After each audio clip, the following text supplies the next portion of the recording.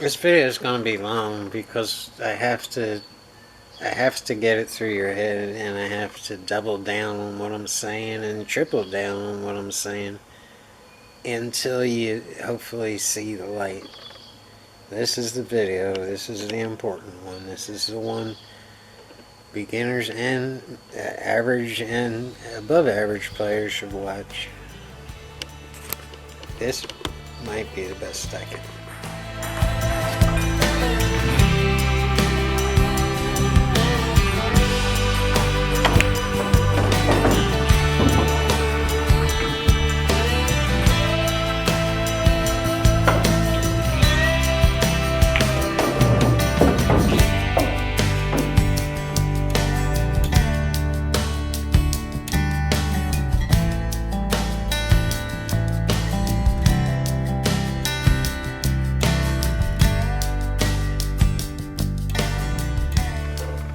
It's safe for me to say that the number one root, the number one ingredient, the number one starting point in pool is to develop a straight stroke. Every kid or every newbie to the game, before they even ever hit a ball, should be working on developing a straight stroke. And all these European young guns and Asian players, I guarantee there's an instructor with them starting out and drilling this into their head. And helping them and teaching them exactly how to get it developed. Exactly what it is and what it feels like and how much time they need to spend on it. And how often they need to tune it up, because it's not common knowledge in the pool world.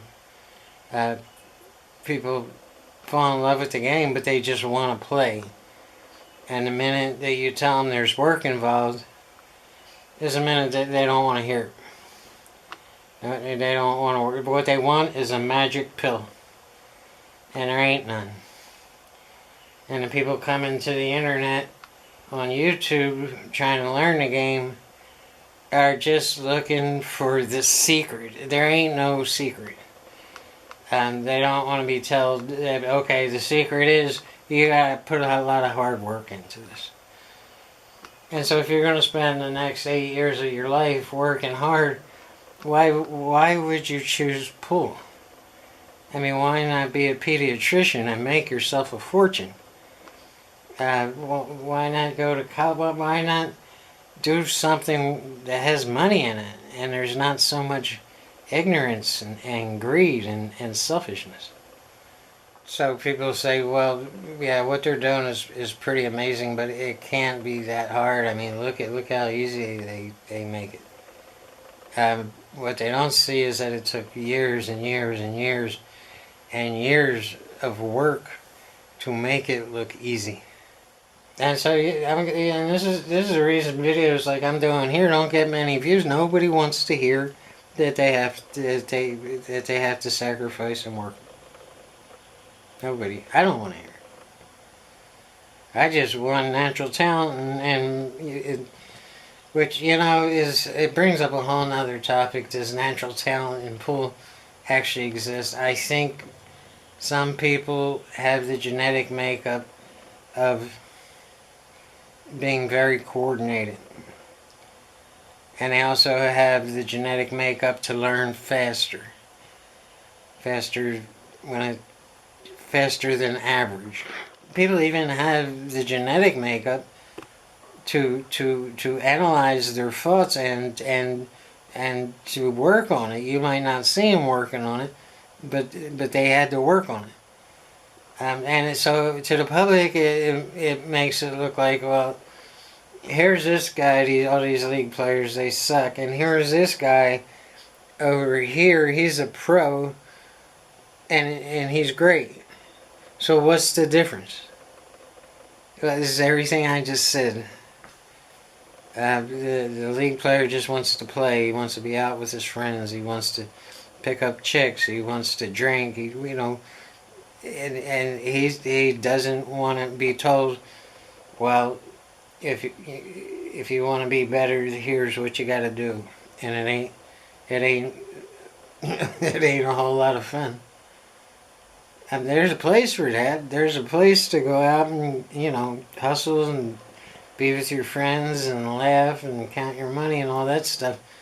But it's a small part of it relative to be all the work it takes to become a real player, a real road guy, or a real semi-pro, or a real pro player. And when people see, it's really insulting to them and to me and to anyone else who actually works on their game to say, oh, they were just born with natural talent. These guys don't have natural talent, these guys do. And so that takes from them, the pros, it takes away all the work that they had to do.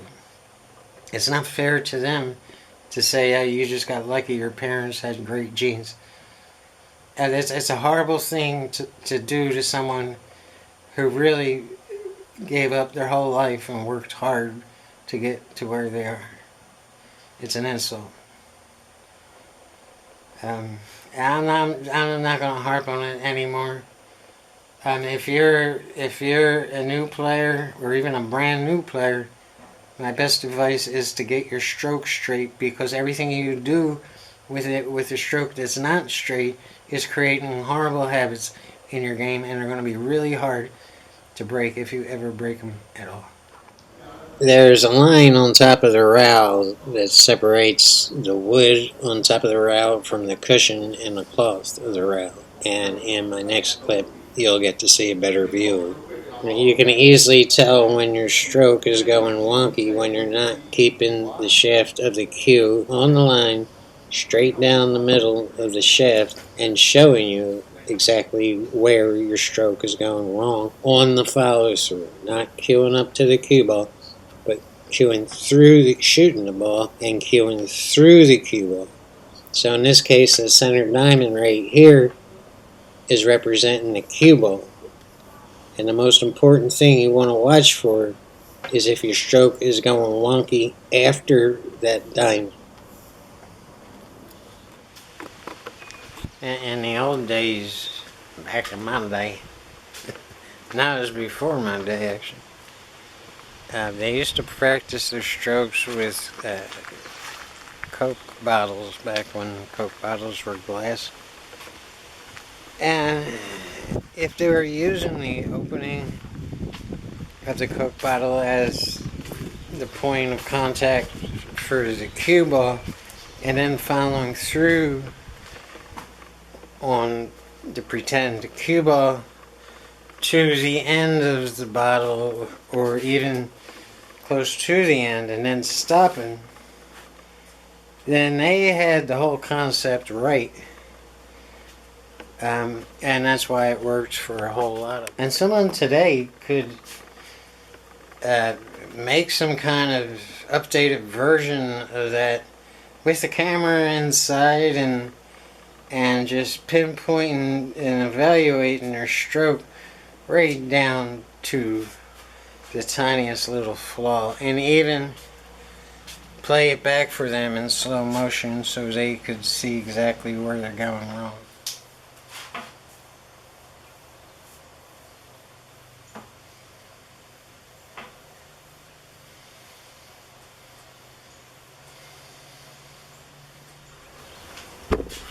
There's two different parts of this. When you're stroking up and cueing up on the cue ball, whether you do warm-up strokes or not, you're pausing at the cue ball. You're pausing at the back of the stroke. And then you're following through the cue ball, past the cue ball. So when you just practice doing this, number one, you're creating a bad habit of the poke stroke, and you really aren't doing much. So now let's take this cue ball off and make this washer the imaginary cue ball. And let's get down and stroke up to the cue ball pause at the backswing, and follow through. And over time, that will implement all the right habits in your arm. You're pausing at the cue ball, pausing at the backswing, and then following through the cue ball. So it should look something like this.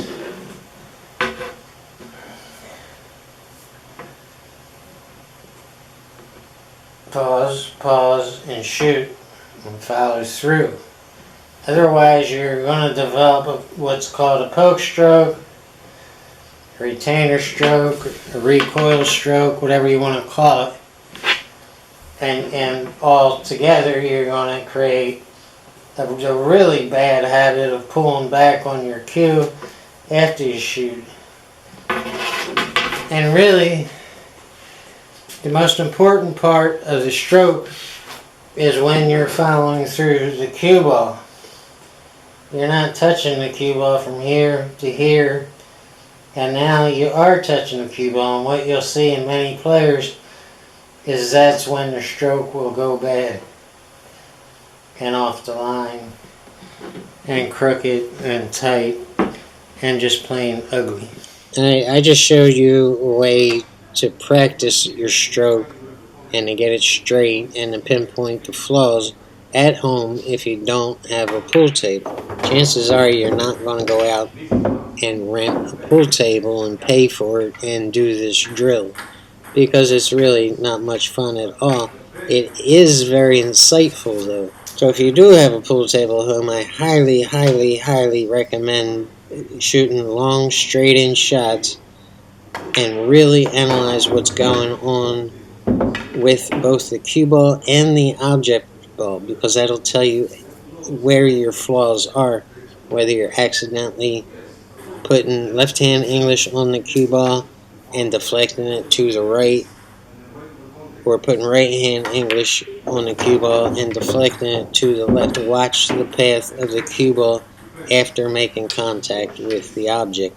And you're shooting center ball here. That's all you want. Maybe a little bit of bottom if you want to stop the cue ball, but absolutely center ball.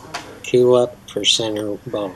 And do this over and over and over again, even if you have to do it 1,000 times in a row. It's the ultimate pool stroke straightener, but only if you really analyze your results, correct your mistakes, and stay with it. Do it past the point of your back aching.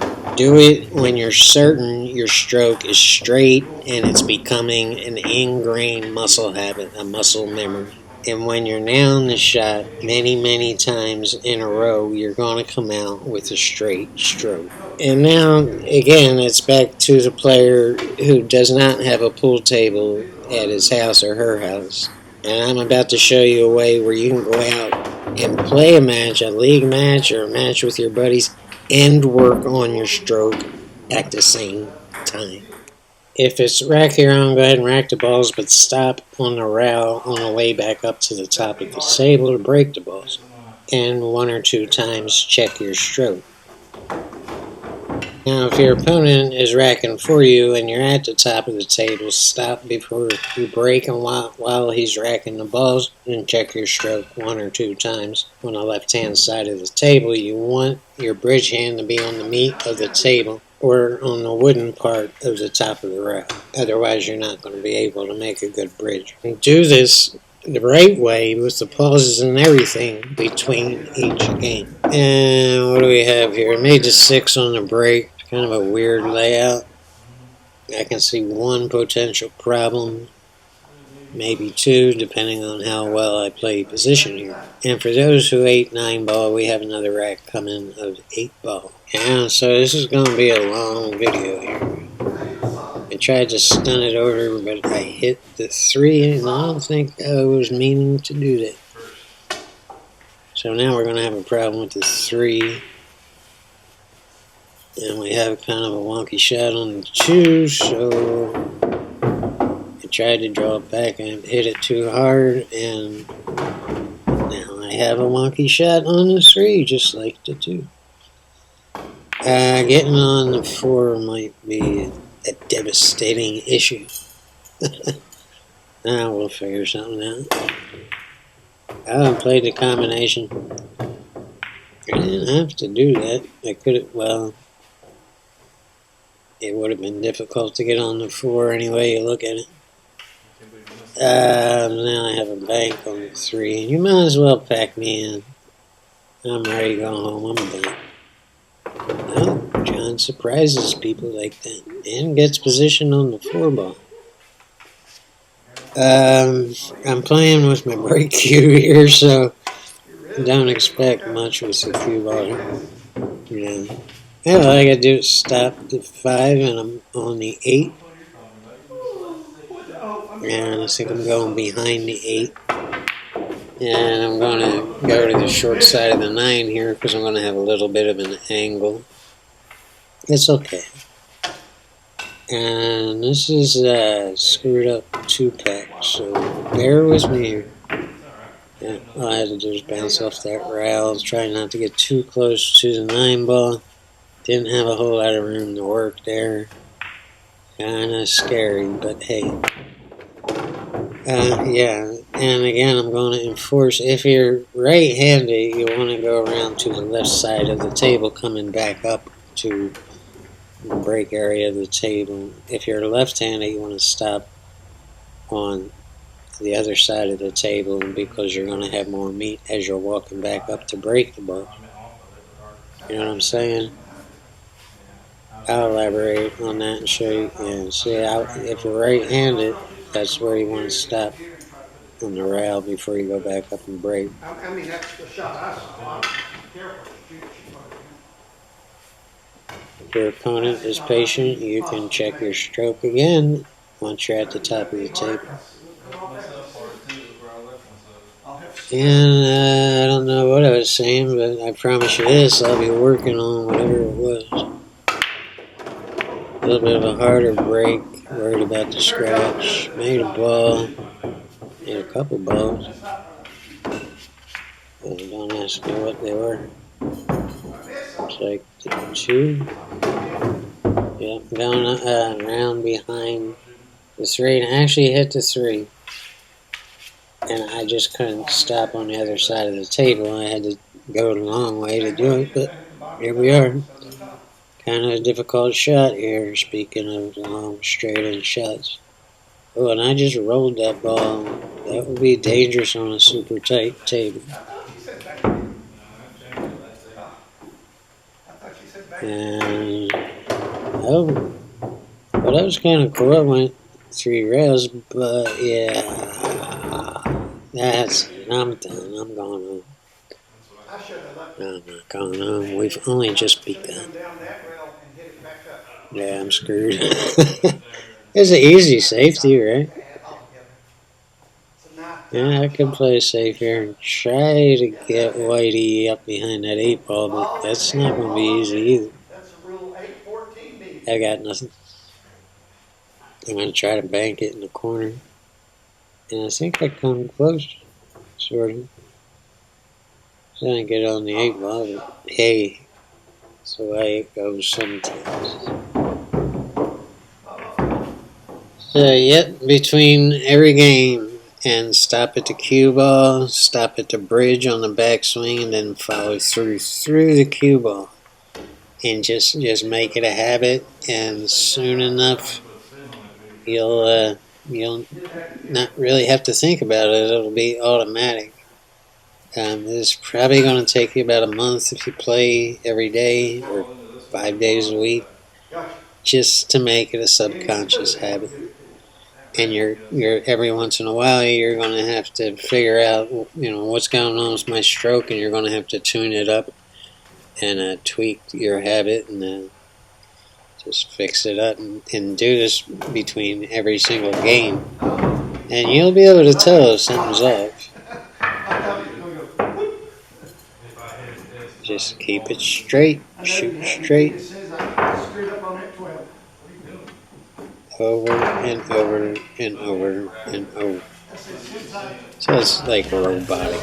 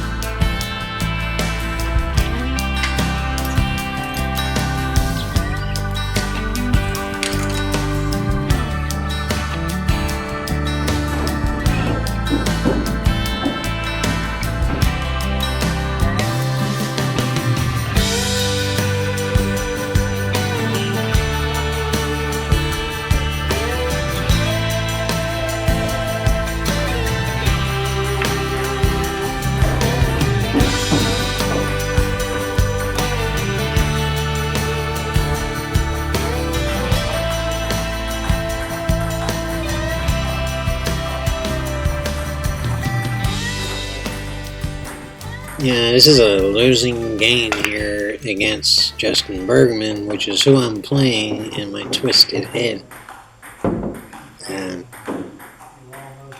Yeah, I'm gonna lose this, but it has a get out of jail shot in it, which I'm probably gonna cover coming up soon. And I pretty much shot this opening shot pretty bad. I'm taking the stripes, and I recovered, but then I was at the mercy of a roll. I'll show you where it happens.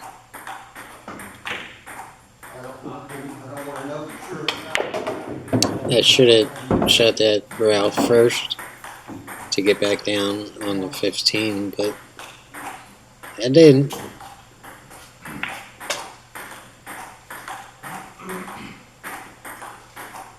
Crazy shot here, and I'm really spinning the cue ball to make that 15. Yeah. And I'm playing a combo here, and I'm shooting a drag shot in from the 9 into the 13, but it tied up. The 9 got tied up against my opponent's ball. And here's the get out of jail shot. Here I got to get on the 12 ball. And I have to get position to break out the 9-2. And I'm just going for it. You got to shoot this hard in order because it was a full hit. And I'm trying to spin it down the table to break that out. But you can see what happened, and now I'm stuck. And I try to get safe. I try to play safety here. And I fail and just leaves the table wide open for any great player who's going to beat me at this point. But hell, sometimes I lose you. Yeah, nobody likes it. Yeah, well, my only decision is to get back on it and work harder at it. And that's what you got to do with pretty much everything in life. You know, life's gonna, it's gonna knock you down. It's gonna hit you, and you got to get back up and get back.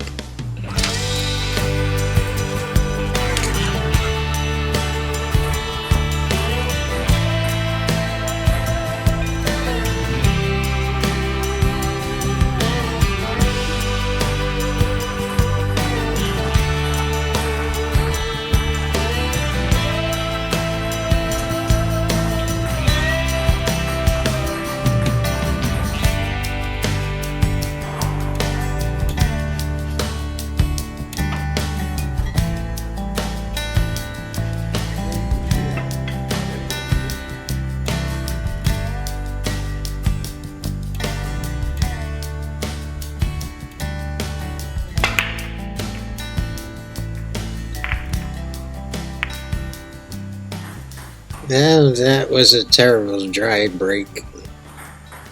I got a lot of balls tied up. We're going to have some problems here. That's 8 ball. Let's see what we got. We're taking stripes. I like that 9 ball sitting there. It should leave some balls open. But, I think that took a weird bounce. I'm making some kind of smart ass comment. It took a weird bounce. It might have hit the point on the pocket.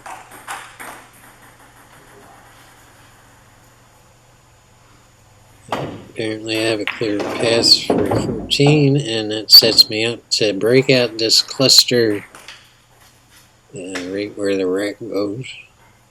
Yeah, I'm pointing at it, and here we go. Yeah, it is solid, and it's usually what you don't want to do because it'll just set up another wall for you. But if I can find a shot, well, I got the 13, and I'm coming down for the 15 on the side. I had a small window to get through here. That was dangerous, John. Well, I had to avoid the scratch too, so that is perfect. This should set me up on the 11. And if you shoot it right and you hit the 3-ball full when you make the 11 ball, you're on the 8 ball automatically. And you have to see these things so you know how to shoot the 15 or the 14 or whatever ball that was. And yeah, I should do it. If I can hit the 3 full, that's what it's all about here. And I do, and there we go. Sloppy, terrible break, but I made a good out to get out. And yeah, there we go. Let's move on and talk more about how to straighten your stroke out, because it's going to help you more than anything. One time, but it wasn't soft, it was real hard, and I helped him off the right. Oh, I think it's only paper that's rough. But that's pretty soft. This is what I was trying to say earlier about not practicing this way, and because you can't get a solid, or I can't get a solid bridge on this table, and ultimately you're not just working on your stroke, you're working on your bridge and creating a solid bridge and getting down on the line. And there's other things involved. The main thing is your stroke and getting it straight, but other things will come into the picture. I never tried to sell you anything. I'm not affiliated with any company in the pool world. It doesn't matter what kind of cue you own or what kind of cue I own, as long as your cue is straight. Your only real excuse is a bad stroke. So you have to take that finger and point it at the person in the mirror. No $1 million cue is going to help you. No golden glove is going to make you any better. No Temu gadget or Walmart gadget is going to improve your pull game. You have to get your stroke straight. During that time, while your confidence is high and your stroke is straight, all that's left is position play, which is the topic of 90% of my videos. The only thing I've asked from you is to like the video and subscribe, because that's what keeps this channel going. Trust me, I just want to help people because nobody helped me.